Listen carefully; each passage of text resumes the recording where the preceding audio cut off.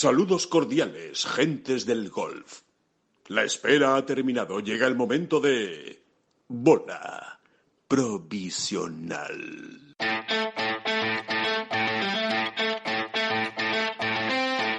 Jamendo.com.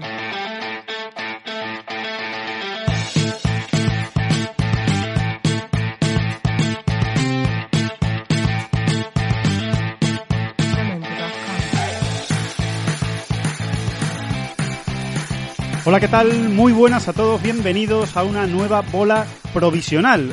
Una semana, esta es una semana de torneos, ¿no? Por decirlo de alguna manera, este jueves que empiezan ya todos los torneos que tenemos repartidos por el mundo y que son muy importantes, entre ellos, sobre todo ese primer Major femenino, ¿no? Ese British Open que se celebra ni más ni menos que en Royal Troon, un auténtico campazo de Escocia y donde las condiciones ya veníamos diciendo durante toda la semana que iban a ser duras y efectivamente se están demostrando en estas primeras horas de juego que lleva ya el torneo, que están siendo realmente durísimas. Muy pocas jugadoras bajo par y muchísimos bogies, muchas dificultades con un viento que dicen que puede llegar a soplar hasta 70 kilómetros por hora, así que se pueden imaginar la escabechina que puede haber esta semana ahí en el British Open. También hay viento en Gales, en el Wales Open, en el ISPS Anda Wales Open del European Tour.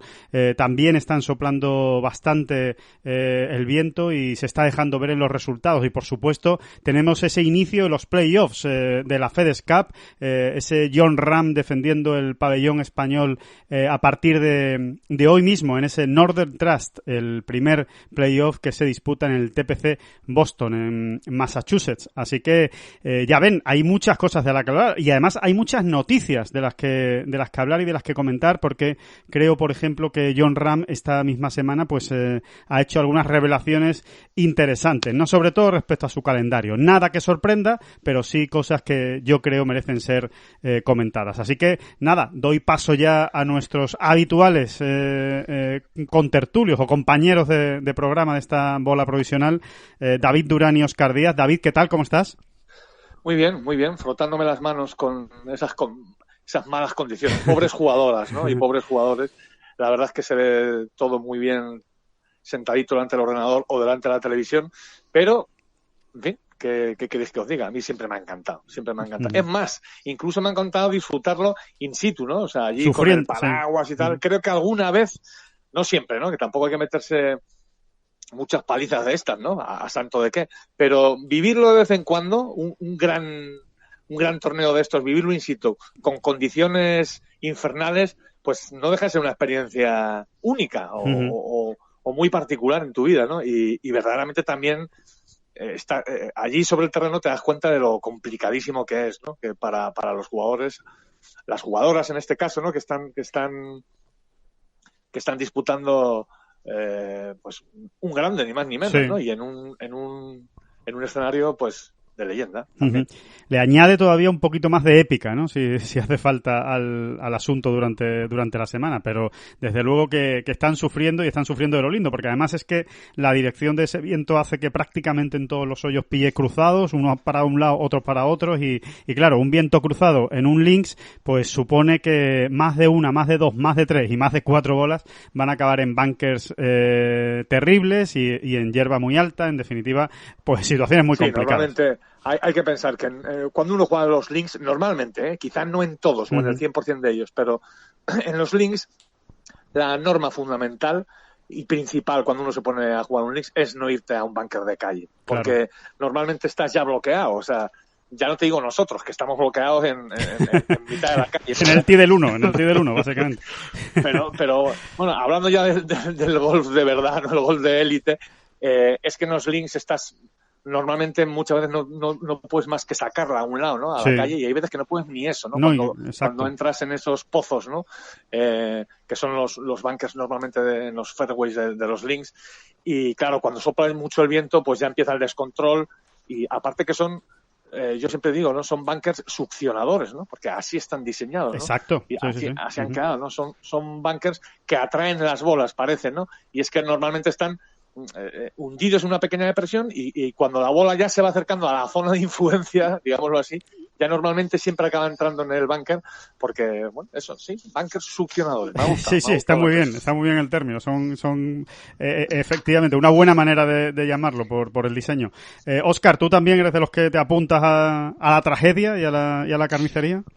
Pues estaba muy atento al discurso de David. Estaba planteándome, bueno, viendo su evolución, ¿no? Primero veo que está claro que tiene una amplitud de miras tremenda. Ha empezado con el sadismo, ¿no? O sea, apuntándose a ver sufrir a los jugadores o a las jugadoras en este caso, pero luego ha aceptado también el masoquismo, ¿no? Porque ha dicho que él también disfruta pasándolo mal, ya sea siguiendo un torneo de estas características o jugándolo. Y luego ya ha introducido el término succionador, con lo cual ya no quiero abundar más en esta conversación porque estaba adentrándose en terrenos muy peliagudos. Sí. Ahí está el subconsciente, ¿no? Gastando pasadas. Va a ser eso. Sí, así que, bueno, el hecho es que tenemos un grande por delante, que efectivamente, tal y como están los primeros resultados, va a ser muy duro. Muchísima paciencia, qué decir, ¿no?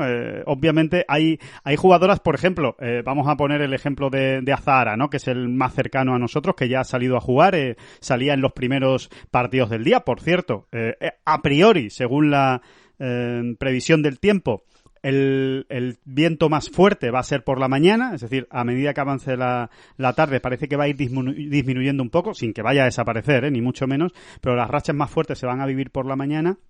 Así que, por poner el ejemplo de Azahara ha empezado pues con más 6 en los primeros 6 hoyos, en los primeros ya va por el 7, pero más 6 en 6 hoyos. Quizá en este momento lo que hay que tener es la sangre muy fría para decir... Ha hecho un verdi, Alejandro. Magnífico. Está ya en el 8 y ha hecho un verdi, está más fino. Se ha estabilizado, digamos que ha parado la sangría. Bueno, mira, hablando de sadismo, hombre, si con alguien no quieres ser sádico, es con Laura Davis, la verdad. Y la pobre va más 11 en 14 hoyos. Es que la han sacado... Eso ya es otra cosa. La han tirado a los leones, David. La han tirado a los leones. O sea, la han puesto en el primer partido del día, cuanto más... Que se tira, ¿no? Porque es una gran competidora y una gran deportista, sobre todo, ¿no? Y ahí está, la tía luchando. Bueno, pues no creo que le importe mucho, ¿eh? Ya está de vuelta de todo. Está claro. En este asunto. Sí, lo que pasa que ha salido en el primer partido y se le ha visto, ha puesto un vídeo el Ladies European Tour de Laura Davis yendo hacia el tee del 1 y tenía complicado sujetarse la visera del viento que hacía, ¿no? A las 6:30 de la mañana, ¿no? Que es cuando prácticamente ella iba hacia el tee del 1. Así que, bueno, oye, pues bien por ese verdi de Azahara, que además lo ha hecho en el hoyo 8, ¿no? En el mítico par 3 en el Postas Stamp. Así que, bueno, ha salido viva de ese hoyo. Bueno, más que viva. Ha salido con un verdi que es magnífico. Renacida. Sí, lo que quería decir es que incluso con el más 6, ahora ya más 5, pues mejor me lo pones. Que hay que tener la sangre muy fría porque a lo mejor el más 6 está dentro del corte mañana, si no ampliamente dentro del corte, tal y como están yendo las cosas, y teniendo en cuenta que la previsión mañana sigue siendo de muchísimo viento.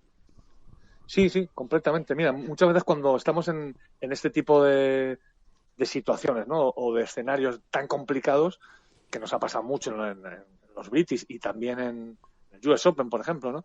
Esa es la clave de estos torneos. Cuando uno se encuentra en unas condiciones así, más que nunca es el golpe a golpe, ¿no? O sea, fijarte solo en el golpe y olvidarte del resultado, porque como tú dices, como te empieza a pesar un más 6 que lleves en el hoyo 11, por ejemplo, te estás complicando tú solo la vida. Y resulta que luego a lo mejor, al final del día, un más 6 pues está, por ejemplo, pues cerquita al corte o incluso dentro del corte, ¿no? Si la situación ha sido horrorosa. Así que es eso, ¿no? Es más que nunca... Sí, es que lo has definido muy bien. Sangre fría, olvidarte y seguir remando golpe a golpe, ¿no? Como quien dice.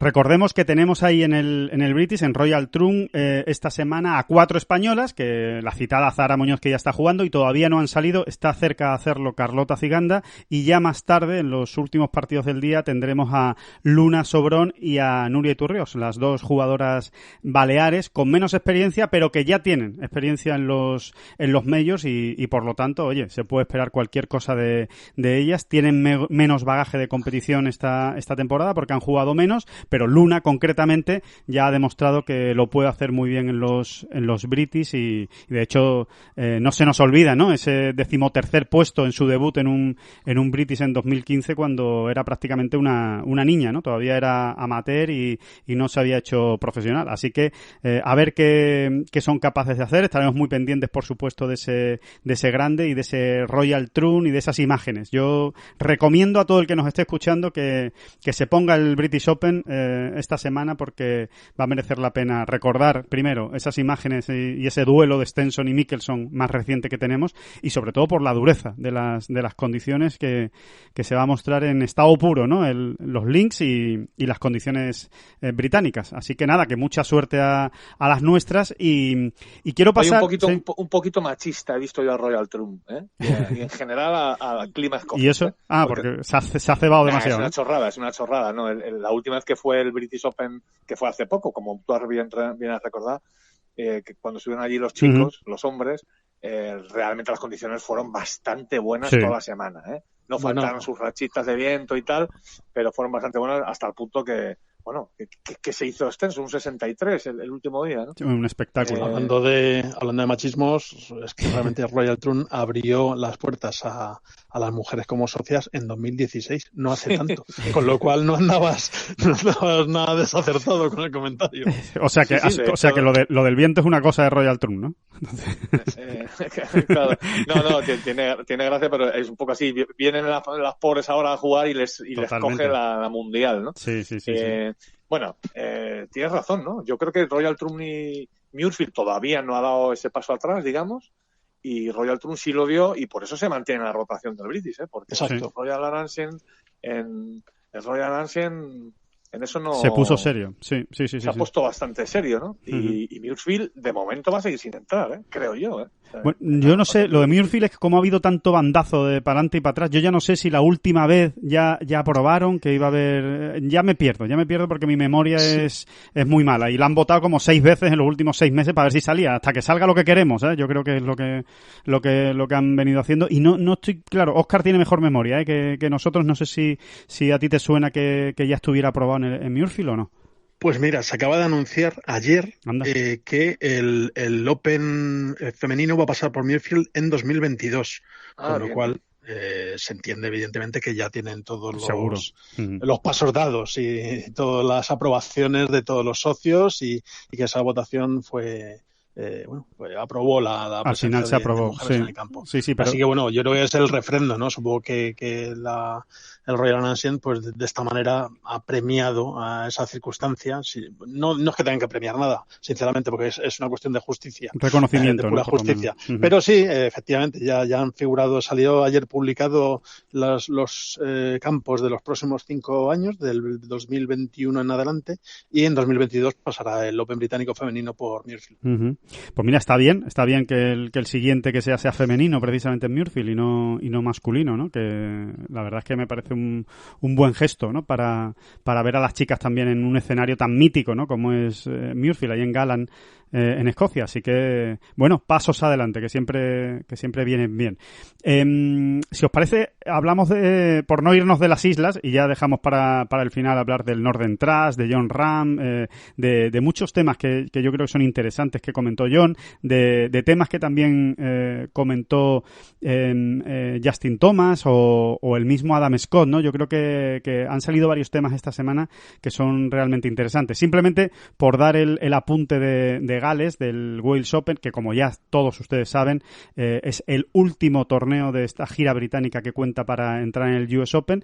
Vamos a ver si tenemos la suerte de ver a un español más, un sexto español, porque una noticia de esta semana, concretamente de este miércoles, es que Eduard Rousseau, el jugador catalán, se convierte en el segundo amateur español que juega un US Open, ¿no? Después de Jon Rahm precisamente en Oakmont en 2016. Bueno, pues Eduard Rousseau va a jugar el US Open de Winged Foot dentro de 3-4 semanas, del 17 al 20 de septiembre. Así que me parece una noticia extraordinaria, ¿no? Y a celebrar, ¿no? El ver otra vez a un chaval joven español disputando un evento de esta categoría, ¿no? La experiencia que puede ser para Rousseau. Sí, eso sí que es tirarlo ahí a la arena, ¿eh? Porque sí. Debutar en un grande US Open. Pero bueno, por otro lado, yo creo que le quita todo tipo de presión y de expectativas, ¿no? Tiene que ir ahí a disfrutar, a comérselo y a bebérselo todo, ¿no? De esa semana y es más, cuanto más vaya con esa actitud, probablemente mejor le salgan las cosas, ¿no? Y bueno, en cualquier caso, la fiesta ya está, claro. Ya hay que celebrarla, ¿no? O sea, ya hay que tirar cohetes, porque tener a un joven español, a un amateur allí en todo un US Open, pues es una maravilla. Y hablando de US Open, y ya que estábamos hablando de condiciones infernales, me parece una maravilla, ¿no? Lo que ha contado Justin Thomas, ¿no? Una maravilla también en este sentido. Esto, insisto, va por gustos, ¿eh? Yo soy muy usga en este caso y parece que este año el US Open es usga, pero usga, ¿eh? Está usgadito, está usgadito. Super usga, sí. Sí. Está usgoso. Usgoso es un gran... Oye, ese adjetivo hay que acuñarlo, ¿eh? Usgoso, un torneo usgoso. Bueno, por situar un poco lo que comentaba David, Justin Thomas esta semana le han preguntado justo antes del Northern Trust por esa visita que hacía precisamente a Winged Foot en los últimos días. La semana pasada con Tiger Woods iban los dos a jugar el terreno, ¿no? A explorar el terreno del US Open pues un mes antes del torneo, por aquello de la tranquilidad, de que pueden tomarse más tiempo, pueden jugar varias bolas, en fin, están mucho más tranquilos. De hecho, jugaron 36 hoyos en un solo día, y confirmó Justin Thomas que es un puro US Open, el más US Open que él ha visto, o sea, el campo más preparado para US Open que él ha visto desde que está jugando, que no ha visto tantos. ¿Y eso qué significa exactamente? Traduzca, señores, ¿qué significa? Durán. Pues fundamentalmente calles muy estrechas, rough, letal, y greens muy rápidos, muy duros y muy rápidos. Esas son las tres grandes. ¿Qué es lo que hace la USGA? Bueno, ¿qué determina la USGA? Pues que al final, ¿cómo lo diría? O sea, actúa a la mano del hombre, ¿no? O sea, que digamos que se crea un escenario más artificial, entre comillas, sí. Porque ahí está actuando a la mano del hombre, no tanto como en el British, que también habría mucho que hablar sobre esto, ¿no? Porque también actúa a la mano del hombre, ¿eh? Pues, o sea, en el British también puedes poner las calles más estrechas o menos estrechas, y de hecho hay campos donde se estrechan mucho las calles, hay links donde se estrechan mucho las calles. Pero bueno, nos entendemos, ¿no? Esas son las tres condiciones fundamentales, y yo insisto siempre que sale este tema, que nunca quiero dejar de apuntarlo. Fue así desde el principio, o sea, no es una cosa una moda, no, el US Open fue siempre así, siempre atendiendo a cada época, ¿no? No en todas las épocas se tenía tanta posibilidad, ¿no? De alterar, entre comillas, otra vez tanto un campo, pero siempre fue así. Uno consulta o estudia pues por ejemplo a los cronistas de principios del siglo XX y ya se hablaba de todo eso en el US Open. El US Open, la USGA siempre tuvo claro, yo diría que casi desde el principio, en 1895, siempre tuvo claro que el US Open tenía que ser el evento más complicado, o sea, que le pusiese las cosas más difíciles al jugador, y si para ello había que tocar y trastocar, pues se hacía lo que hiciese falta, ¿no? Lógicamente en aquella época no había tantas posibilidades de poner rápidos los greens, de hecho los greens no eran rápidos, pero sí se podía jugar con aquello con lo que podían jugar, pues se jugaba, ¿no? Sí. Sí, se planteaba el mayor desafío posible. Simplemente con la elección también de los campos, ¿no? Se buscaban campos difíciles y las, digamos que las normas, no las normas, ¿no? Sino la guía era esa, ¿no? Ponme el campo dificilito, que esto es un US Open. Sí. Bueno, traducido a términos mundanos, todo lo que ha explicado David se convierte en cataratas de lágrimas y crujir de dientes a mansalva. O sea, bueno, hay que echar un vistazo a los resultados, y en la última edición que se jugó allí en Winged Foot, en 2006 se ganó con +5. Además fue casi una victoria por incomparecencia de los rivales, ¿no? Porque fue aquella edición en la que Phil Mickelson acabó destrozado, diciendo que había sido tonto, se llamó a sí mismo tonto. Colin Montgomery, una de las mejores oportunidades de alzar un Major, con un hierro 7, me parece, desde la calle, no consiguió coger green, hizo bogey en el último hoyo y al final, casi sin querer, se lo llevó el australiano Geoff Ogilvy, pues imponiéndose a muchas vacas sagradas de aquella época. Sí, y cuando nos vayamos acercando a esta cita en el US Open ya hablaremos de la masacre de Winged Foot, que es un nombre, un título que ha quedado acuñado para la historia del golf, que fue la edición de un US Open allí, si no recuerdo más, creo que es en el 74. Exacto. Ahí, ¿no? 74, sí, 1974, sí. 1974, Sí. Que ganó Hale Irwin.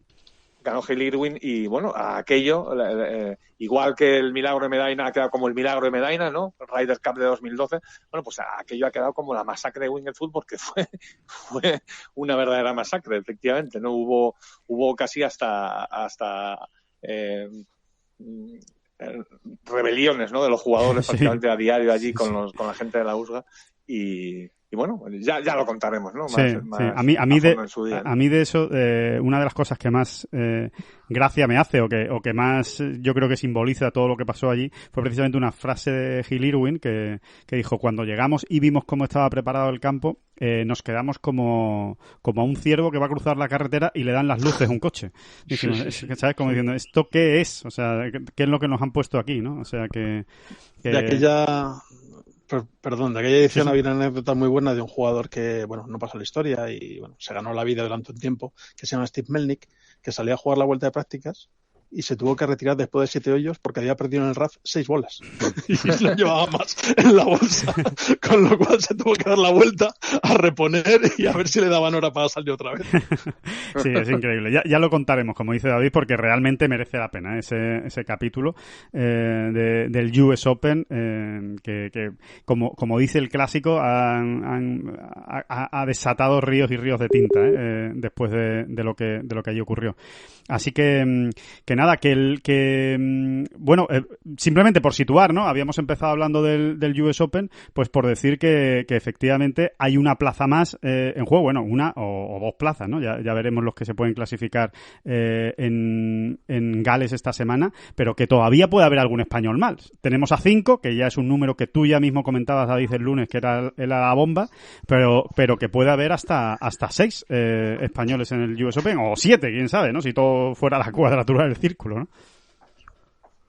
Sí, exactamente, ¿no? Y sí, vamos a volver a recordarlo. Yo creo que más de 6 españoles nunca han jugado el US Open, ¿no? Uh-huh. Así que sería pues algo así como igualar pues, la mejor presencia de la Armada, ¿no? En un US Open. Hay que pensar que el US Open realmente, el acceso al US Open, tal y como hoy lo entendemos y lo vemos, no ha sido así hasta antes de ayer, como quien dice, ¿no? Uh-huh. Hay que pensar, por ejemplo, que gente como Manuel Piñero, uh-huh. A ver, estoy otra vez hablando de memoria y cuidadín con los datos, ¿no? Pero yo creo que Manuel Piñero no ha jugado en US Open. Si ha jugado, a lo mejor ha jugado uno, ¿sabes? O no mucho más. Estos jugadores que son más o menos, que no estamos hablando de la prehistoria, ¿no? Sí. Pues bueno, pues en la época de los 80, por ejemplo. Sí, 70, 80. Piñero, Rivero. Lo tenían muy complicado. Sí, no, realmente jugaron pocos o ningún US Open, Antonio Garrido, es que no era muy difícil, ¿no? Seve fue también ahí muy pionero, ¿no? De hecho fue el segundo español en jugar un US Open en la historia del golf español. Se dice pronto. Uh-huh. Se dice pronto. El primero fue el famosísimo y absolutamente legendario Ángel de la Torre. Uh-huh. Y ya el siguiente, que se estrenó en 1925, y ya el siguiente fue Seve, ¿eh? O sea, no, entre medias, pues eso, tampoco los hermanos Miguel, Ramón Sota, ninguno de esos jugadores llegó a participar en el US Open. Que llegaron a jugar el Masters, pero sin embargo el US Open no. El US Open no les cuadró. Por cierto, David, ya aprovecho y te pregunto por si lo sabes. Si no, lo miraremos y prometemos responderlo en el próximo podcast. Es una pregunta complicada de nota, pero como tú tienes buena memoria para eso y has mirado mucho esos datos, igual lo sabes. ¿Ángel de la Torre llegó a jugar todos los grandes? No, el Masters no, ¿no? El PGA no. El PGA no. El PGA no. El PGA lo jugó su hijo. Efectivamente. Vale. Varias ediciones. Manuel de la Torre jugó varias ediciones del PGA, pero... Exactamente. Y fue el primer español que jugó el PGA.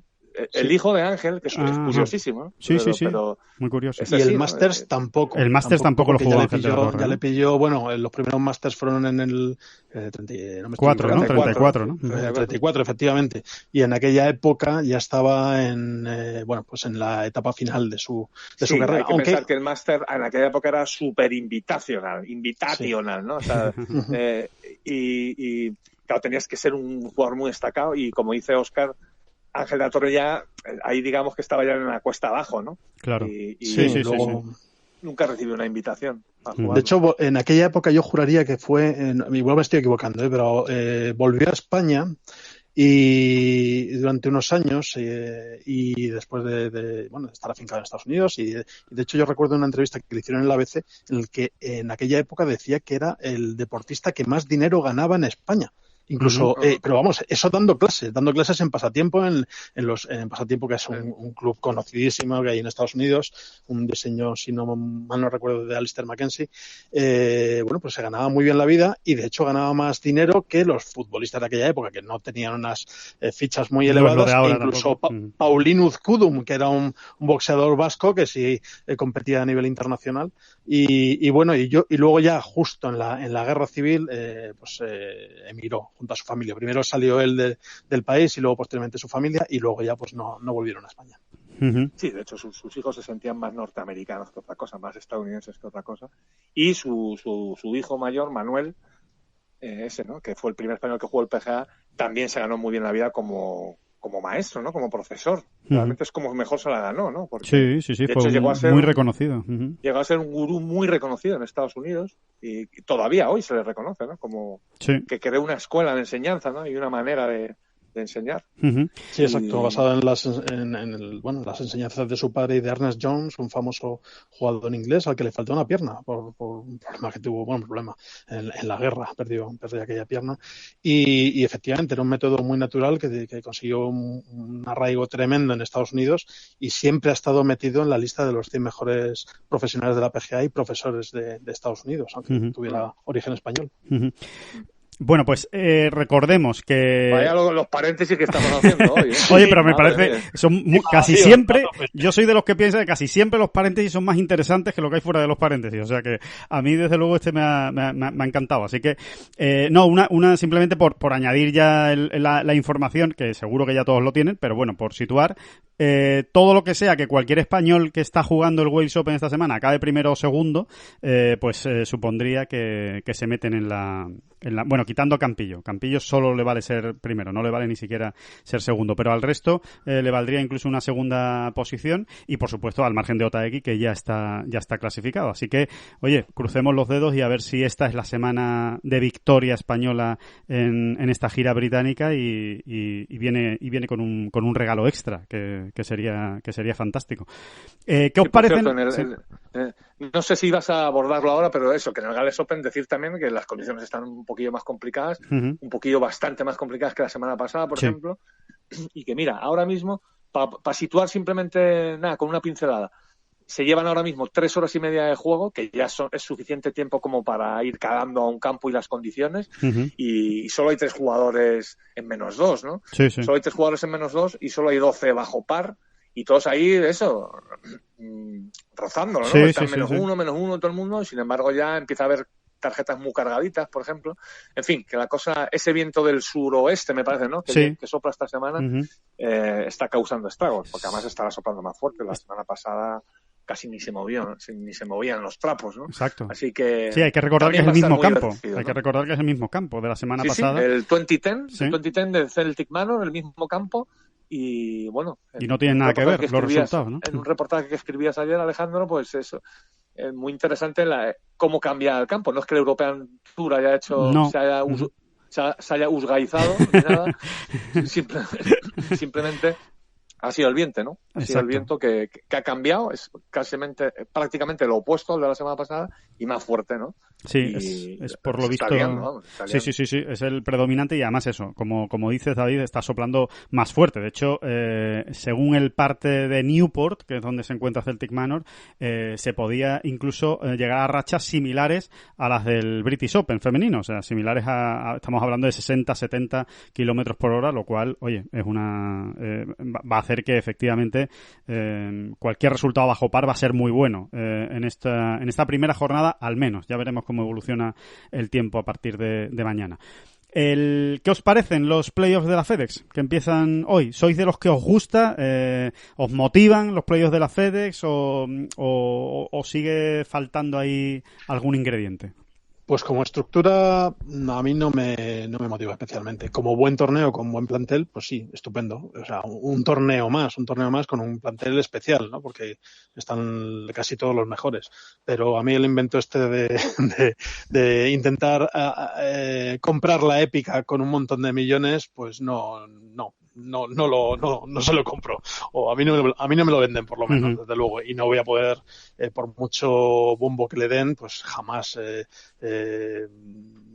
no sé, pondré a la altura la FedEx Cup de muchos otros logros, ya por supuesto sin contar los medios.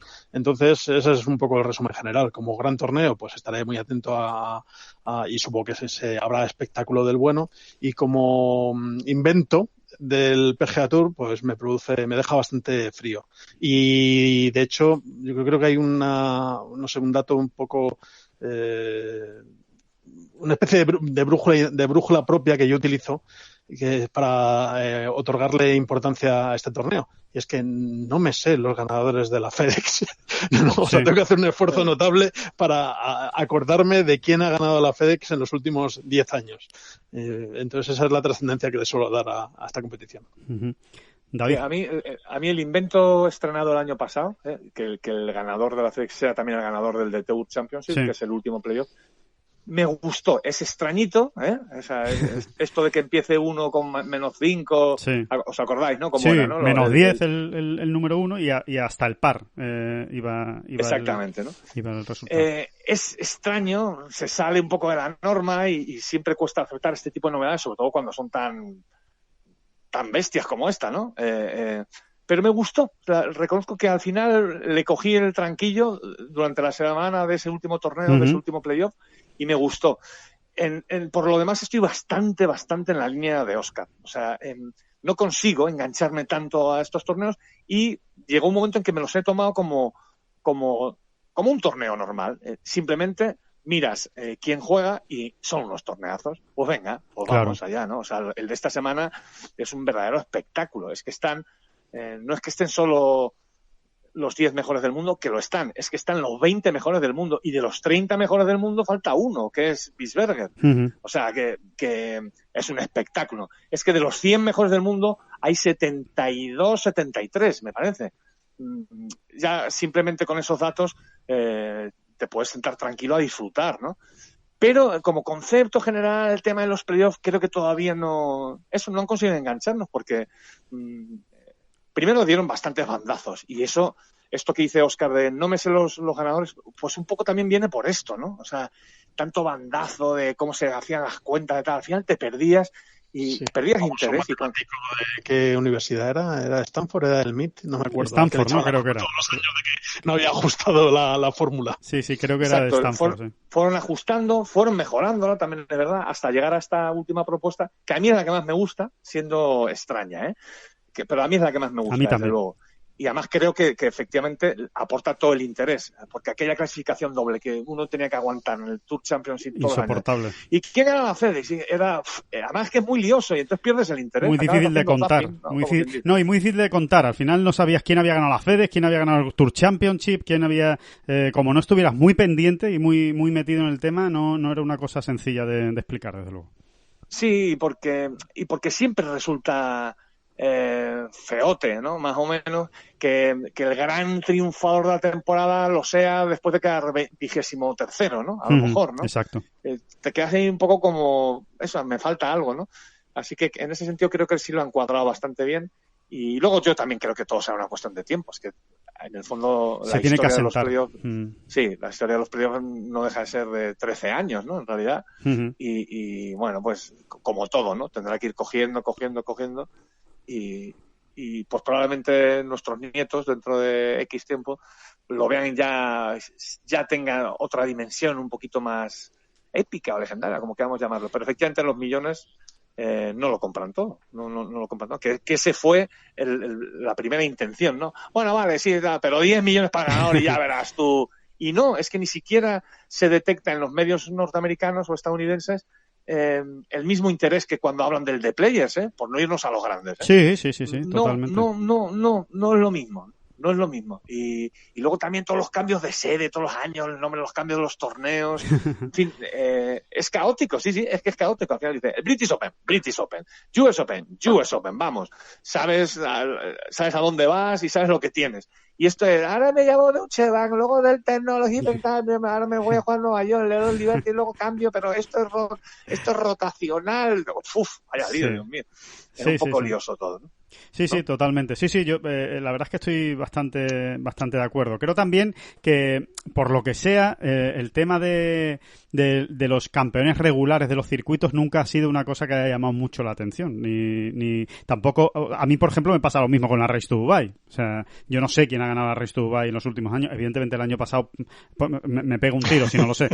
Pero es verdad que si empiezo a mirar más atrás, pues tengo una ligera idea, una vaga idea, pero no sabría acertar con seguridad quiénes son los ganadores de la Race to Dubai, ¿no? Es que es como que cuesta, ¿no? Esto de, en una temporada en la que hay eventos tan importantes, ¿no? Tan marcados y tan señalados como son los grandes, como el mismo de Players, ¿no? Que decía David, o por supuesto ahora con los Juegos Olímpicos o la Ryder Cup, cuesta subirse al carro de otro gran reconocimiento y premio para la trayectoria de un jugador, pero sí creo al hilo de lo que decía también David, sí creo que con el paso de los años, cuando se lleven, si se consigue, claro, que si esto no se abandona este proyecto dentro de 5 o 6 años, sino que se consigue en el tiempo, a lo mejor cuando lleva 40 años la FedEx Cup y haya alguien que lo haya ganado 7 veces, pues igual sí se le reconoce a ese jugador por las 7 victorias en la FedEx Cup, ¿no? Que por supuesto pues será abrumadoramente millonario el hombre, si le ha ganado 7 veces la FedEx Cup. Pero sí, Óscar, sí. Sí, no, lo único es que con este giro de timón que hicieron el año pasado, ahora sí va a haber, yo creo que con el tiempo va a haber una diferencia sustancial entre el jugador más regular del año, que supongo que para eso están los premios, ¿no? Estos que se quedan, estos que tenemos a final de temporada, de el mejor jugador del año según sus iguales, que votan los propios jugadores, y el que gana la FedEx Cup, que al fin y al cabo va a ser el que mejor racha enganche en esos 3 torneos, sobre todo con esa manera de clasificarse o de partir en el Tour Championship con esos resultados ponderados, ¿no? Esa ventaja con la que parte el primer clasificado. Entonces, pues yo creo que ahí se difuminará un poquito, más bien todo lo contrario, se establecerán unas barreras bastante más notables. Hay que ver, y sin embargo en la Race to Dubai, pues bueno, va a ser más representativo de quién ha estado mejor a lo largo de todo el año, aunque cierto es que los principales torneos, es decir, los majors y los torneos con mayor dotación, pues tienen más peso en esa clasificación, claro. Es que al final realmente el dinero, como dices, ¿no, Óscar? De que no, es que a mí esto de que el PGA Tour, de que todo sea por dinero y tal y cual, pues no lo termino de ver, no me termina de enamorar. Es que no hay otra manera, desgraciadamente, de hacerlo. Es que el PGA Tour o pone este dineral encima de la mesa, o como decía David, los 30 mejores del mundo no estarían jugando esta semana, porque estarían pensando en el US Open. Y dirían, bueno, cuidado, que el US Open está dentro de 3 semanas, en este caso en el US Open. Obviamente, en temporadas anteriores, que es una temporada extraña esta, en temporadas anteriores pues estarían ya, digamos que, entre comillas, cansados de la temporada, porque ya habrían jugado los 4 majors. No fue siempre así, Alejandro, acuérdate. O sea, el premio siempre fue gordo, de 10 millones, y sin embargo en las primeras ediciones de los playoffs había jugadores que podían saltar hasta 2 torneos. Sí, exacto. Porque se lo permitían las cuentas, ¿no? Las cuentas matemáticas aquellas de aquel primer para poder ganarlo sistema. Y tuvieron que dar marcha atrás diciendo, es que ni por 10 millones jugaban los 4 torneos, porque entonces eran 4 los playoffs. O sea que es todo, sí, eso, un poco inflan el globo, lo inflan, luego se les desinfla un poquito por aquí y van poniendo parchecitos. Exacto, ¿no? sí, lo van parcheando para... En el fondo, de lo que se trata... Obviamente, no estamos descubriendo América, es de un negocio y de tener contento a los patrocinadores y que los patrocinadores que ponen tanto dinero, pues evidentemente puedan contar con los mejores jugadores. Entonces, al final el deporte individual, si os fijáis, cualquier deporte individual marcan mucho y no sé, de lo que está pendiente la gente es del resultado concreto de una semana. Las clasificaciones a medio y largo plazo en el deporte individual es que no sé muy bien por qué, pero nunca o sea, tú me dices quién es el número 1 de la UCI al final del año. No lo sabe nadie quién ha sido el número 1 de la UCI, de la Unión Ciclista Internacional. No te interesa, exactamente. Sabes que está ahí, que es un dato, luego es un dato que llena palmarés, es verdad, ¿no? Porque tiene mucho mérito, pero es que te da igual. ¿Qué me importa a mí que Alberto Contador sea número 1 de la UCI este año? A mí lo que me importa es que ha ganado el Tour. Y en tenis pasa exactamente lo mismo, etcétera, ¿no? Sí, efectivamente. Y en atletismo ni te cuento. Es que en atletismo no sé ni si existe ese concepto. Sí, claro que existe. Yo no lo sabía. Yo, por ejemplo, no sabía que existía un ranking final de año de quién ha sido el mejor en 1500. Claro que lo puedes mirar perfectamente. Sí. Se puntúa pues según la importancia de la carrera, etcétera, y de los acontecimientos. Sí, además ahí añadieron también, le metieron bastante dinero con el tema de la Golden League, la Diamond League, tal, con unas remuneraciones económicas tanto por prueba como en general. Y bueno, tampoco ha interesado, si te fijas, Óscar, o sea, la Diamond League y tal, tampoco ha llegado a coger, y lleva una pila de años ya. Y realmente es que te da igual, ¿no? O sea, tú al final Juegos Olímpicos, Mundiales y Europeos y demás, pero la Diamond League es que te refanfifla un poquito, como quien dice, ¿no? Al final solo triunfan ese tipo de clasificaciones en los deportes en los que no hay otra cosa. O sea, que es que el ganador es el que ha ganado al final ese ranking, como por ejemplo en los deportes de motor, Fórmula 1 o motociclismo, ¿no? No hay majors de Fórmula 1 ni hay majors de motociclismo. Es simplemente una prueba detrás de otra, todas valen lo mismo y el que ha ganado más al final de año pues es el que es el campeón del mundo, ¿no? De Fórmula 1. Puede haber alguna prueba que tenga un poquito más de no prestigio hay mundiales, histórico. No hay, hay prestigio, pero no hay... En ese sentido el PGA Tour fue innovador. Es que igual dentro de 60 años ya han conseguido darle la vuelta a la tortilla, ¿eh? ¿Por qué en motor funciona así? Porque siempre fue así. Claro. Desde que existe el Mundial de Motociclismo o de Automovilismo, tal y como lo entendemos, la Fórmula 1, digamos, no conozco mucho más allá del motor, la verdad. Pero eso, el motociclismo y la Fórmula 1, es que siempre fue así. Tú tú sumabas una serie de puntos según la posición en la que quedabas y el objetivo era llegar al final a ser el campeón, ¿no? Claro. De una liga, digamos. En tiempos, cuando se corría de otra manera y con otros presupuestos y otros equipos, sí es cierto que había algunas pruebas incluso fuera de competición. O sea, que se corrían con coches de Fórmula 1, pero que eran como unos especiales, ¿no? Una especie de semana especial. Pero salvo eso, tampoco tenía trascendencia ni mucho menos que tienen los majors ahora en el tenis o en el golf. Simplemente era pues casi una fiesta, ¿no? Una especie de complemento al calendario habitual. Pero vamos, tampoco puedo atreverme a decir que se parezca en algo a otras fórmulas. No, pero al final es un calendario muy cerrado. O sea, nadie piensa que Valentino Rossi va a dejar de correr en Silverstone y en no sé dónde porque no le gusta el circuito. No, es un calendario muy cerrado y tú lo corres todo, si está bien. En golf, en tenis, tú vas eligiendo, la gente se hace sus calendarios, en atletismo también. No todo el mundo va a todos lados, ¿no? Esto otro son un calendario muy cerrado donde van todos. Punto. Sí, en ese sentido, como decir, pues el golf tiene ese punto especial, ¿no? Además de quererlo todo, ¿no? Están viendo la manera de que todo funcione. Que funcione el tener los medios, que funcione una clasificación final, que funcione... O sea, la verdad es que son demasiadas emociones como para que todo el mundo esté muy emocionado todo el año, ¿sabes? Diciendo, y ahora a ver quién va a ganar la FedEx Cup. Vamos, todos nos emocionamos mucho con la FedEx Cup, o todos nos emocionamos mucho con el Race to Dubai. Es que la emoción también tiene unos límites, ¿sabes? Oye, yo ya me he emocionado mucho con el PGA Championship, ahora me voy a emocionar mucho con el US Open. O sea, que no es fácil tampoco crear ese grado de excitación durante toda la temporada, ¿sabes? Durante cada mes y medio nos tenemos que emocionar muchísimo con un torneo. No es fácil, ¿no? Y es lo que están pretendiendo. Vamos a ver hasta dónde llegan. Desde luego, yo creo que en el PGA Tour son unos genios, ¿eh? Y lo están intentando, pero bueno, ya veremos si son capaces de hacerlo. Bueno, de momento ahí están, ¿no? De momento ahí están los 20 mejores del mundo esta semana, por ejemplo, y los 30 mejores, y 40 los 50 y 72 de los que... Sí. Eso no ocurría en el primer playoff hace 10 años. Mira, es un paso. Eso no ocurría, pero ni por asomo. No. De hecho, algunos de los primeros playoffs de los primeros años, no, en ningún caso eran malos torneos, pero se quedan como muchas veces como un torneo normal, el del PGA Tour, ¿no? Con el número de top tens y demás. Bueno, es que el primer playoff de la historia, David, lo ganó Heath Slocum. Por ejemplo, ¿no? Que es un jugador, pues, obviamente que no ha pasado a la historia del ¿Tú qué tienes en contra de Heath Slocum? Un magnífico jugador.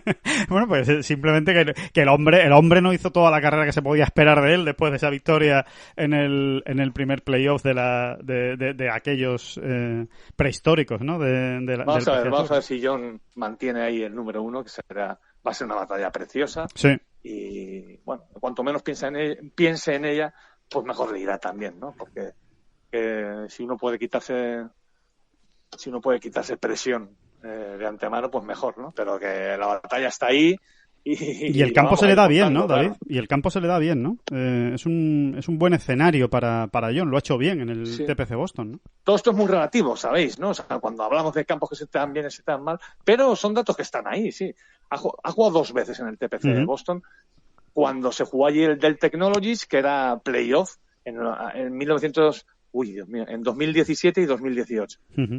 Y estas cosas que tiene John, ¿no? En 2017, que era la primera vez que jugaba en Boston, en este campo, se cascó un 66 y un 67 y un 66 para empezar, y se puso líder en solitario con 2 golpes de ventaja para salir a jugar el sábado. Cosa seria, ¿no? Cosas serias, o sea que muy mal no se le da. Sin embargo, en 2018 pues no le fue tan bien, ¿no? Pasó el corte, pero acabó más discretito en el puesto 40 o alrededores, ¿no? Bueno, hombre, en principio siempre es mejor detalle, ¿no? Mejor dato, y así siempre lo tratamos de contar, ¿no? Porque si un jugador ya ha obtenido allí buenos resultados, es que algo bien le entra por el ojo y es un campo que él puede controlar, que puede dominar, eso es obvio, ¿no? ¿Qué os parece, por cierto, el anuncio, ¿no? Porque yo creo que es prácticamente darle oficialidad a algo que ya esperábamos todos, ¿no? Va a ser muy difícil que veamos a Jon Rahm en Europa, en el circuito europeo, en este caso, hasta la final de Dubái. Yo creo que prácticamente se puede descartar. Bueno, era lo lógico, ¿no? O sea, primero, Valderrama era imposible, evidentemente, porque coincide con la final de la FedEx Cup, con el Tour Championship, y después la defensa del título en Irlanda, tal y como están las cosas, teniendo en cuenta que es el último fin de semana de septiembre, el torneo de Irlanda, y viendo que, bueno, pues que esto está yendo a más, el tema del coronavirus nuevamente en todos los países, obviamente no va a poner en riesgo el poder salir de Estados Unidos, el tener que hacer una cuarentena a la vuelta, o incluso que tener que quedarse confinado en España o en cualquier sitio que te pille, ¿no? Así que muy lógico, aunque sea una pena evidentemente para el European Tour, porque no vamos a ver a quedarse confinado en España o confinado, porque no es lo mismo, ¿eh? Quedarte confinado en España puede ser muy divertido incluso. No, porque están cerradas las discotecas. Sí, pero al final nunca le ha hecho falta el tema de discoteca, que bueno, y tampoco lo vamos a ver en Wentworth, tampoco lo vamos a ver en ningún lado, ¿no? O sea que como mucho en la final de Dubái, que yo creo que ahí sí, depende, yo creo que va a depender también la final de Dubái de cómo vaya él en los rankings, si va bien y lo hace bien en los majors y obviamente está arriba en la Race to Dubai, cosa que pues es lo lógico, pensarlo ahora mismo, que John vaya a estar incluso con opciones de ganar la Race to Dubai a final de año, pues seguramente lo veremos. Si no, pues incluso hay posibilidades de que no vaya, ¿no?, a la final de Dubai. Pues no deja de ser una consecuencia lógica de lo que hemos hablado en las últimas semanas, que los europeos de élite, los que están afincados en el PGA Tour, pues les va a costar coger un avión y venirse a Europa con las circunstancias actuales. Claro. Y además teniendo un calendario tan repleto, ¿no?, y tan nutrido en Estados Unidos. Así que no cabe lamentarse mucho más. Es una pena que no veamos a John en España, en Europa, incluso en esos torneos señeros, a la que se había apañado el comienzo de octubre con el Open de Escocia y bueno, el BMW PGA Championship, pues nada, confiemos en que esto no sea como el dominó, ¿no? Una pieza empuja a la otra y tal, y y al final nos quedemos sin ningún europeo de los que están en Estados Unidos para estos torneos importantes. Pero bueno, tampoco, yo creo que este año no es un año para echar en cara nada a nadie, porque es un año de circunstancias excepcionales, muy complicadas, y John ya ha demostrado que siempre que se le ha requerido, sobre todo defender un título, incluso sin mucho dinero en juego o con unos torneos que para otros pues no lo mirarían más que de refilón, pues él ha estado ahí. Así que bueno, no sé, sospecho que no va a ser la primera noticia que tengamos, ni la última noticia que tengamos de este calibre y de este ámbito en las próximas semanas. Sí, a ver, yo creo que hay una frase definitiva de John, ¿no? Y es que ha dicho, a ver, señores, que es que incluso estoy dudando o sospechando de la horrorosa posibilidad de que no voy a poder ir en Navidades a ver a mi familia. Efectivamente. Entonces, exacto. Ya alguien que está manejando esas posibilidades, pues no, con toda razón, además, es que es lo que acabáis de exponer ahora vosotros, ¿no? Es que no este año que vamos a decir, a exigir o a plantear, es muy difícil. Aún así, fíjate, yo hablando de Jon Rahm, creo que siempre hay que dejar una puerta entreabierta a una sorpresa final. Por ejemplo, es muy complicado que esté en Irlanda, por no decir casi imposible, porque si estamos hablando de todo esto y resulta que el Open de Irlanda es a finales de septiembre, pues ya miras tú, tendría que viajar después del US Open. Exacto, justo la semana después. Es muy difícil. Pero yo creo que a John le apetecía mucho defender ese título, ¿eh? Sí. Y no sé, sus sensaciones en Irlanda siempre han sido muy, muy, muy especiales. Él siempre lo dice. Ha ganado 2 veces, además. Pero es que se antoja prácticamente imposible. Por lo demás, es que el mismo calendario del circuito europeo pues no ayuda, ¿eh?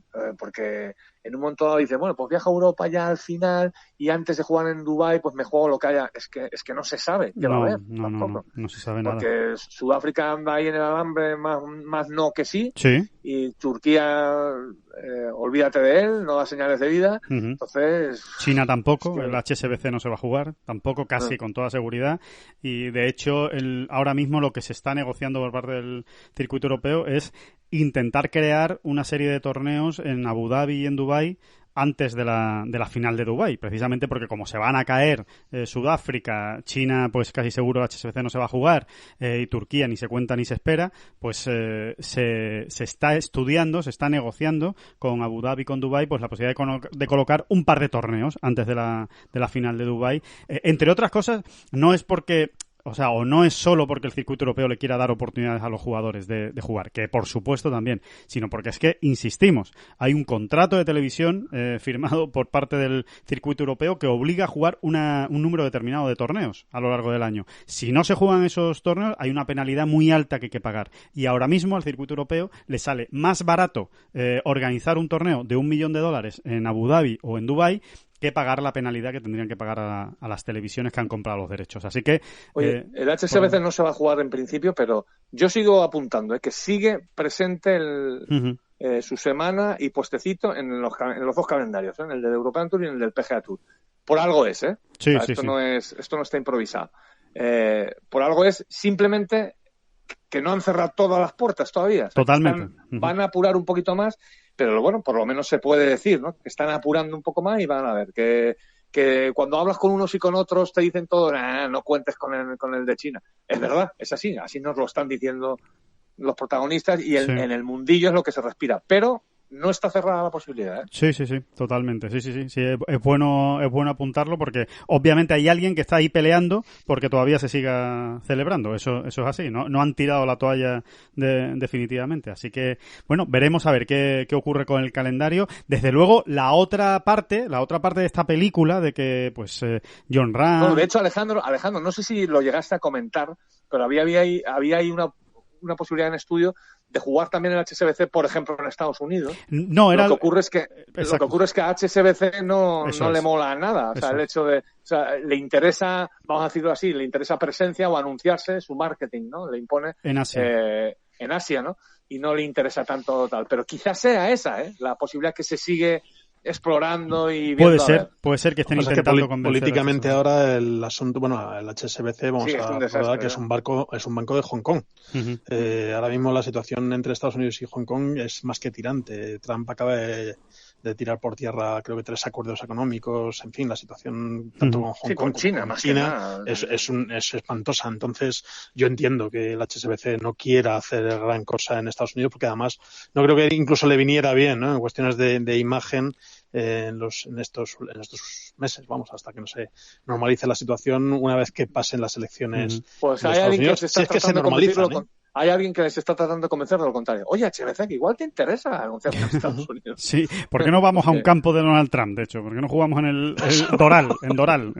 Oye, y firmamos eso, la pipa de la paz, ¿no? Ya te digo yo que Trump no tiene ningún problema en eso, ¿eh? Si le dejan unos milloncejos, no va a tener ningún problema en firmar ese acuerdo. O sea que, bueno, ya veremos qué ocurre, pero desde luego, como dice David, sigue estando en el calendario, así que de momento no seremos nosotros los que digamos que no se va a jugar seguro. Así que vamos a esperar a que esa noticia se haga oficial. Ojo que Zahara se ha hecho otro Verdi, ¿eh? Vamos. Ya remontando ahí un poquito. Bueno, vamos. Eso, sí. El primer Verdi en el sello de correos, nada más y nada menos. Sí.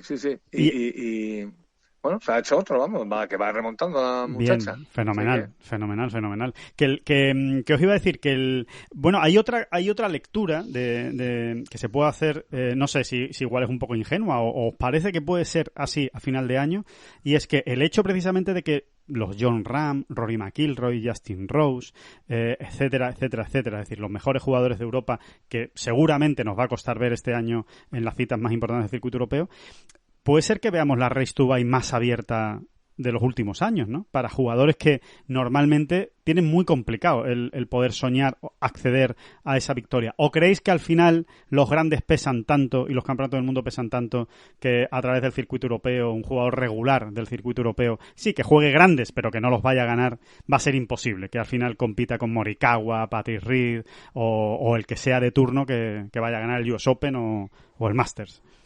Pues sí, yo creo que sí, que así es. Además, con el calendario de urgencia que ha tenido que montar el circuito europeo y con la dotación económica, por mucho que ya no dependa directamente la dotación económica de los puntos en la Race to Dubai, sigue habiendo un desequilibrio notable con las citas más importantes. Entonces ahí tienen todas las de ganar por los grandes nombres. Entonces, bueno, si echamos un vistazo a cómo está la clasificación ahora, pues aquí tenemos a un paracaidista, ¿no? A Collin Morikawa, situado el primero, y segundo Patrick Reed, además ya con una ventaja notable con respecto al tercero, y ya que no decir con respecto al cuarto, quinto. Y si nos vamos a buscamos en el ranking a los primeros clasificados, sí, a Horsfield, por ejemplo, que ha ganado 2 torneos. Eso es. Pues tenemos a Horsfield con menos de la mitad de los puntos de Morikawa y con 2 torneos recién ganados. Entonces va a ser muy complicado que se invierta la tendencia. Horsfield va a tener que ganar el US Open o algo así para meterse en la pelea. O sea, al final va a quedar como siempre, ¿no? No va a cambiar demasiado, aunque sea una temporada extraña. Bueno, pues un último detalle, si os parece, comentamos y vamos despidiendo esta bola provisional, porque tanto Adam Scott como Justin Thomas dijeron cosas muy interesantes, yo creo, en la rueda de prensa de esta semana. Me quedo con una cosa de Justin Thomas, estamos hablando tanto de la distancia, ¿no? De la importancia de la distancia, de si es un factor decisivo para estar arriba a día de hoy en el golf mundial, y curiosamente Justin Thomas, cuando le preguntaban por este tema, a raíz de una estadística que ha surgido, y es de que de los 4 jugadores que han ganado más de un torneo en el PGA Tour esta temporada, 3 de ellos están por debajo del top 100 en distancia con el drive, en distancia desde el tee de salida. El único que está entre los 100 primeros es Justin Thomas, ¿no? Quizá pues desmontando, ¿no?, esta teoría de la importancia de la distancia o de la pegada. Y Justin Thomas decía, bueno, pues oye, me gusta que me hagáis esa pregunta, y más siendo él el único que está entre los 100 primeros, porque él defiende, él ha dicho que la distancia no es la única respuesta, ¿no?, o la única clave definitiva del golf. Él nunca lo ha pensado así. De hecho, él explica que del año pasado a este año él ha perdido distancia para ganar control y estar en calle, porque su teoría es que hace más birdies cuanto más tiempo está en la calle y no cuanto más largo le pega a la bola. Con lo cual, bueno, es otro planteamiento, ¿no? Estos días que hablamos tanto de Bryson DeChambeau, ¿no? Que es un gran ejemplo, ¿no? De esto, de la pegada y de la distancia. Bueno, pues Justin Thomas viene a decir justo lo contrario. Estamos hablando de uno de los mejores jugadores del mundo, que a veces, incluso perdiendo metros, se puede mejorar como golfista, ¿no? Y los resultados, ¿no? Afortunadamente ocurren estas cosas, ¿no? O sea, sí. El golf sigue siendo un campo abierto, ¿no? A muchas maneras, ¿no? Y ya está, partiendo de la base que todos conocemos de que cuanto más largo estés, mejor para ti. Eso es obvio, ¿no? Pero ahí luego ya entran otras variantes. Sí, cuanto más largo estés, pero si estás en el RAF, y si estás en el RAF muy profundo, claro. Y ahí entran otros elementos en la ecuación muy importantes. Hay jugadores, por ejemplo, a los que no les importa tanto estar en el RAF, porque tienen la potencia o porque tienen la habilidad. Ojo, sí. Que no solo la sacan del RAF bien los más potentes, que es obvio, los más potentes tienen más posibilidades, sino hay gente que tiene un swing, por ejemplo, mucho más vertical, que favorece, y hay gente que tiene más habilidad, ¿no? De hecho, son conocidos, ¿no? Hay jugadores, mira, un jugador, por ejemplo, que tiene mucha habilidad para sacarla del RAF en calle con algo más que decencia es Rafa sí. Cabrabello. Uh-huh. O Pablo Larrazábal, ¿no? Exacto. En sus niveles y en sus estándares es espectacular las cosas que hace Pablo Larrazábal desde el RAF, muchas veces, ¿no? Ganó así un torneo en Abu Dhabi, por ejemplo. Sí, ni más ni menos. Sacando la bola mejor que nadie de aquel RAF, que aquel año era tremendo en Abu Dhabi, como lo está siendo todos estos últimos años. Y a partir de ahí cada uno se hace sus números, ¿no? Pues Dustin Johnson, por ejemplo, o Bryson DeChambeau claramente también han hecho sus cuentas y dicen, bueno, pues yo, aunque esté en un RAF más o menos profundo, luego tengo cierto control o entiendo, mis números dicen que luego la dejo bastante cerca, ¿no? Muchas veces, ¿no? Bueno, pues es posible, que Justin Thomas no tenga esa facilidad o se encuentre más incómodo en el RAF y desde luego sus números arrojen esas cifras, ¿no? Uh-huh. Pero ya lo veníamos diciendo hace tiempo también, que es que a Jon Rahm este año, por ejemplo, se ve más controlado que nunca desde el tee. O sea, como rara vez está yendo al 120%, ¿no? Con el driver en las manos, y lo estábamos viendo eso simplemente porque muchas veces le veíamos emparejado con jugadores más cortos que él y se la estaban pisando, ¿no? Sí. En muchos hoyos, ¿no? Sí, va como con el freno de mano, ¿no? Como quien diría. Sí, un poquito sí, ¿no? Pues John claramente lo entiende como Justin Thomas. Vale, a mí ya me sobra, digamos, distancia. Bueno, pues la voy a recortar, voy a moderar un poco para estar más veces en calle, que es lo que a mí me interesa, ¿no? Bueno, DeChambeau incluso esta semana se ha descolgado con unas declaraciones que van un poco por esa línea. Por un lado, ha explicado que está encontrando claves nuevas y que la clave que más le interesa es una que le permite mantener la pegada y la potencia con la que sale su bola en los últimos meses y además ganar algo de precisión. Entonces, bueno, parece de perogrullo, pero claro, todo el mundo quiere estar en calle. Lo que pasa es que hay algunos que están dispuestos a renunciar a un porcentaje determinado de sus golpes en calle a cambio de estar X metros más hacia adelante. Bueno, DeChambeau realmente busca la cuadratura del círculo, claro, porque lo ha comentado. Sí. Busca la perfección, busca tenerlo todo. Exacto, yo quiero ser, porque él lo dice, no se corre, dice, yo es que quiero ser el más largo, pero es que también quiero ser el que más veces está en calle. Uh-huh. O sea, por ahí va su trabajo. No así tanto otros grandes pegadores en su día, ¿no? Como Bubba Watson, o Dustin Johnson también. Y Dustin Johnson, exacto, es el que iba a decir, ¿no? Más recientemente Dustin Johnson. Es que este quiere mandar a 360 yardas y encima estar en el centro de la calle. Uh-huh. Luego ya cada hoyo te impone también pues una línea de más riesgo, una línea de menos riesgo, y ahí es donde también se ve, por ejemplo, donde también se veía que a Dustin Johnson le importaba bien poco estar en el RAF, ¿no? Porque escogía líneas de tiro donde sabía que se iba a cruzar la calle sí o sí, ¿no? En un doble determinado o demás, ¿no? Pero también se veía qué bien estudiado tenían los campos, ¿no? Él y su Caddy, o sea, sabía dónde se podía fallar, a qué esplanadas, ¿no? Se podía fallar y demás, ¿no? Y es así. Es muy interesante en cualquier caso, ¿no? Sí, en resumidas cuentas el discurso de Justin Thomas es perfectamente lógico y más que razonable. Otra cosa es que si tiramos de porcentajes y miramos los 40 primeros del ranking del PGA Tour, pues, y si los calificamos, aunque a veces la línea es muy difusa entre ambas categorías, entre jugador pegador y jugador de precisión, pues vemos que los pegadores siguen siendo mayoría, aunque, como hemos dicho, hay jugadores que andan bastante o razonablemente bien en las dos categorías. Además, bueno, pues parece que esta conversación ha vuelto a salir a la palestra después de la irrupción de Collin Morikawa, que está claro que está encuadrado dentro de la categoría de los jugadores precisos. Sí. Así que, bueno, pues vamos a ver cómo evoluciona esta situación. El otro día leí un dato muy, muy llamativo, y es que a Collin Morikawa, cuando todavía no había debutado como profesional, o sea, en sus últimos años de amateur, ya le hicieron un estudio, ¿no?, de estos metódicos y científicos, en el que, y le dijeron, mira, Collin, mira, ven para acá. Tu índice de dispersión con un hierro 5 en las manos, no, con un hierro 6 creo que era, es prácticamente el mismo que el que tienen la media de profesionales con un pitching wedge.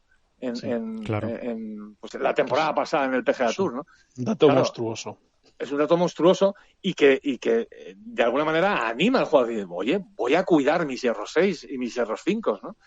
Si yo realmente soy poderoso, o sea, soy más que poderoso, preciso con estos hierros, no tengo por qué sufrir por ganar más distancia y más distancia, que muchas veces esas historias acaban mal, ¿no? Como hemos comprobado en los últimos tiempos, ¿no? Así que es que el golf es muy rico. Es lo que le pasaba también un poco a Luke Donald, que era un gran jugador de hierro 4, gran jugador de hierros 5, ¿no? O a Francesco Molinari, vamos. Por supuesto. Es así, ¿no? Es verdad que Francesco dio el salto cuando ganó 10, 15 yardas con el driver, pero en realidad su fortaleza seguían siendo esos hierrazos, ¿no?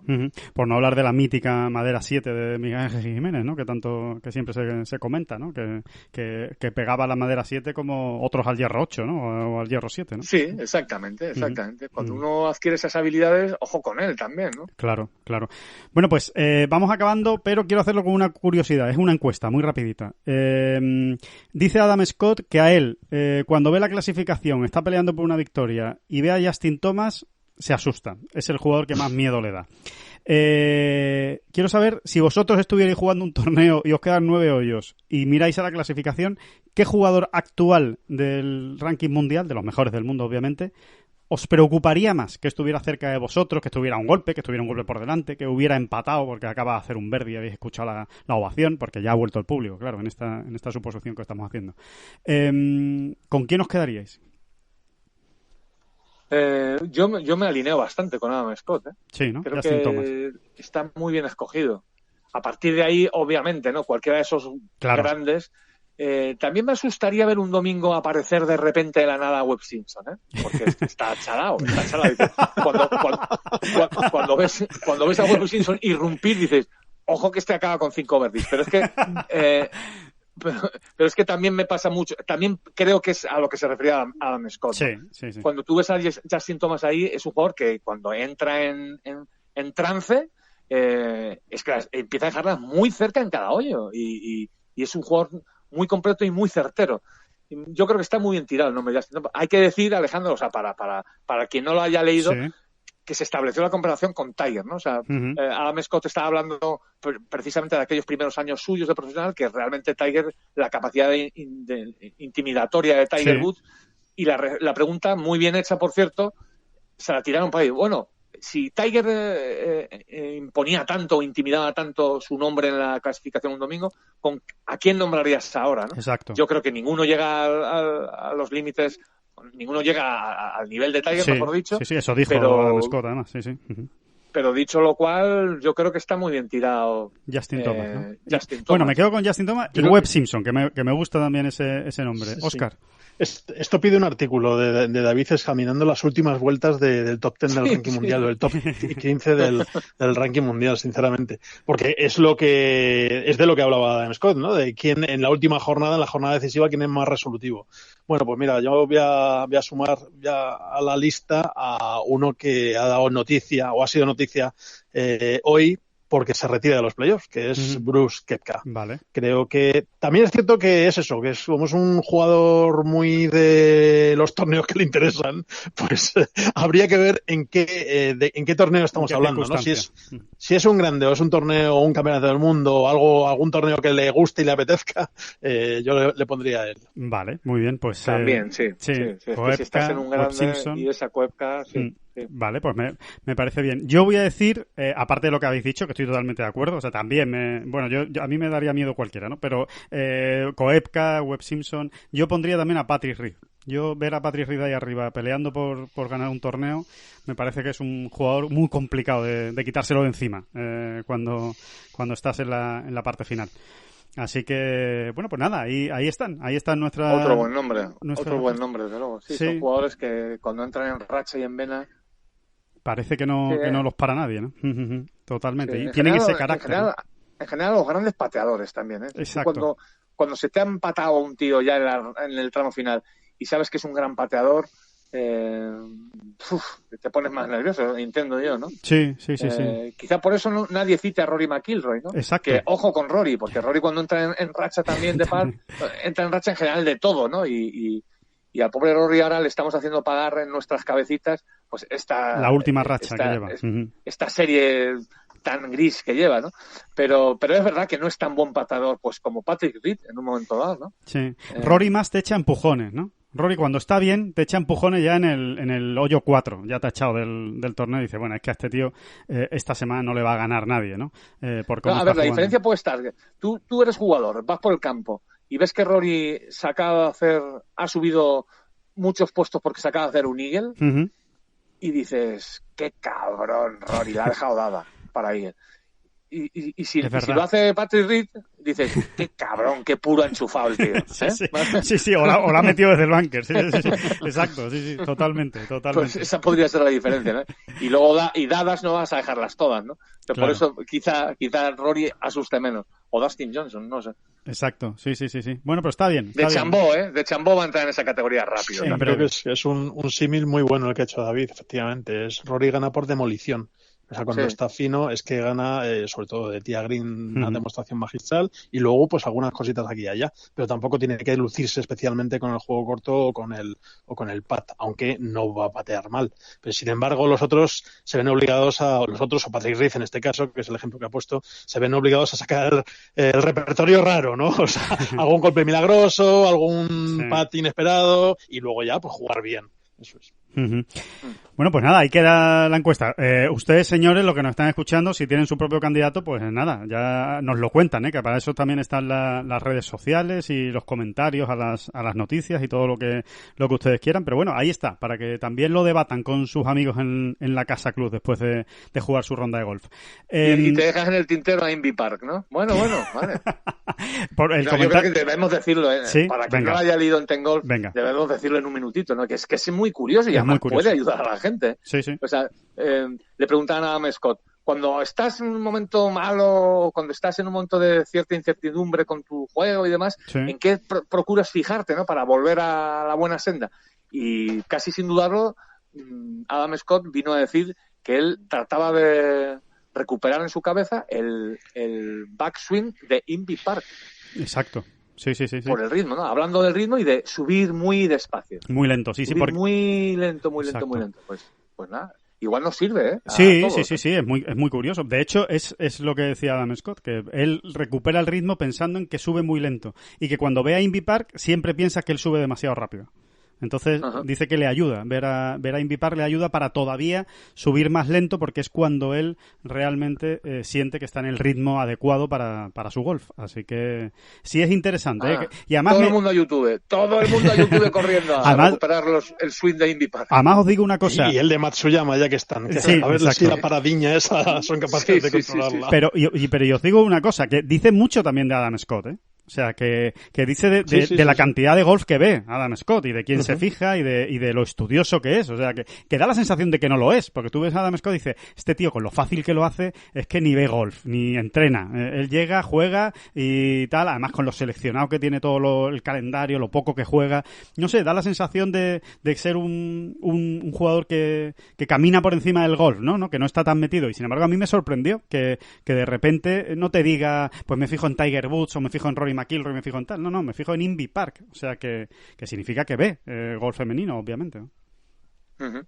Así que nada, ahí eso es lo que ha dejado Adam Scott. Pues nada, con el apunte de Inbee Park nos despedimos y dándole las gracias a todos por escuchar esta bola provisional. Yo creo que muy interesante, ¿eh? Hemos tocado todos los temas, ha habido mucho debate y ha estado bien. Y vamos a disfrutar de los playoffs, del Grande, del British Open, y eso lo comentaremos el próximo lunes en una nueva entrega de esta bola provisional. Así que muchísimas gracias, Óscar Díaz. Gracias a ti siempre. Y muchísimas gracias, por supuesto, David Durán. No. Gracias a usted.